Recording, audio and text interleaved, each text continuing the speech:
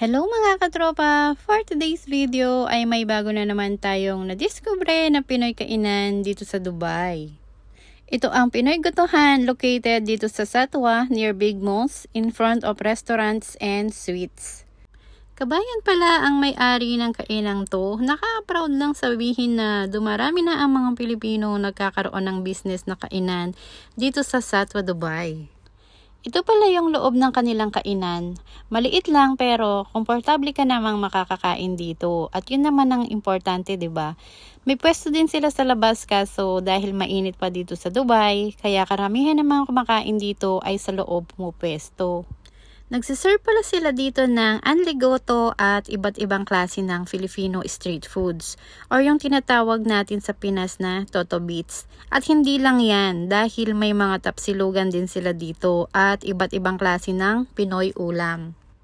At heto na nga yung mga in-order namin. Meron dyang proven for 10 dirhams, fried isaw ng manok, 10 dirhams din, calamares, 10 dirhams, kwek-kwek, 10 dirhams, at lumpiang gulay. At syempre, meron din dyang halo-halo for 15 dirhams. At syempre, tikiman tayo na. Yung unang tinikman ko dyan ay yung kanilang kwek-kwek dahil nag-crave ako nyan.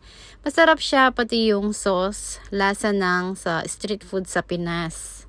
Kaya bilang isang Pilipino nandito sa Dubai, hindi mo na masyadong mamimiss yung mga Filipino street food sa Pinas dahil dito pa lang sa Satwa ay napakadami na ho niyan. At next ko naman tinikman ang kanilang lumpiang gulay na mainit-init pa at ako'y napaso pa dyan. Masarap din siya, 8 out of 10 yung rate ko dyan. Tapos yung suka, masarap. Sakto lang yung asim at saka tamis. And then next ko naman tinikman dyan ang kanilang calamares na perfect siya sa pagkakaluto dahil ang lambot ng pusit tapos yung breading is crispy.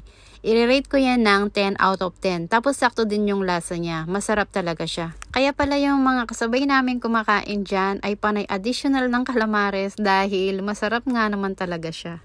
At next ko naman tinikman dyan ang kanilang fried isaw ng manok. I-rate ko yan ng 7 out of 10 dahil hindi lahat crispy.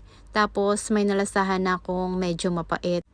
Yung unang tinikman ko na yan ay hindi siya malutong tapos may nalasahan akong konting pait. Pero the rest is okay naman, malutong tapos okay din yung lasa. Siguro nahalo lang yung unang natikman ko. At sa lahat ng mga in-order namin, ang pinaka nagustuhan ko ay ang kanilang calamares, yung proven at saka ang kanilang halo-halo.